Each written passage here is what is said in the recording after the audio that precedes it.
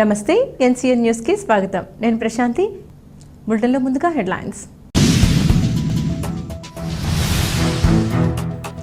శారీరక మానసిక ఉల్లాసానికి క్రీడలు ఎంతో దోహదపడతాయి. City MLA Adireddy Vasu.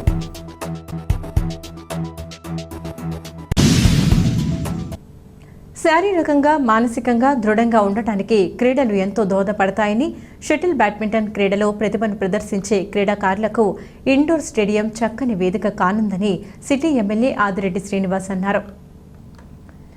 స్థానిక 50వ డివిజన్ గాంధీపురం 4 ప్రాంతంలో నిర్మించిన ఇండోర్ బ్యాడ్మింటన్ స్టేడియంను శాసనసభ్యులు Adireddy Vasu, municipal commissioner K Dinesh Kumar, స్థానిక నాయకులు అధికారులతో కలిసి ప్రారంభించారు. ఈ సందర్భంగా శాసనసభ్యులు ఆదిరెడ్డి వాసు మాట్లాడుతూ శారీరక మానసిక ఉల్లాసానికి క్రీడలు ఎంతో అవసరమన్నారు. ఆ దిశగా విద్యార్థులు బ్యాడ్మింటన్ క్రీడ పట్ల తమ ప్రతిభ నైపుణ్యాలను ప్రదర్శించేందుకు నూతనంగా నిర్మించి ప్రారంభించుకుంటున్న ఇండోర్ స్టేడియం చక్కని వేదిక కానుందన్నారు. ఈ కార్యక్రమంలో municipal commissioner K Dinesh Kumar, DP Narayana తదితరులు పాల్గొన్నారు.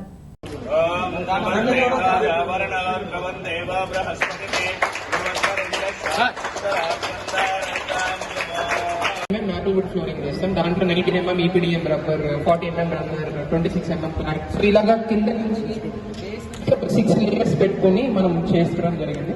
So this maple wood is one of the most costliest would.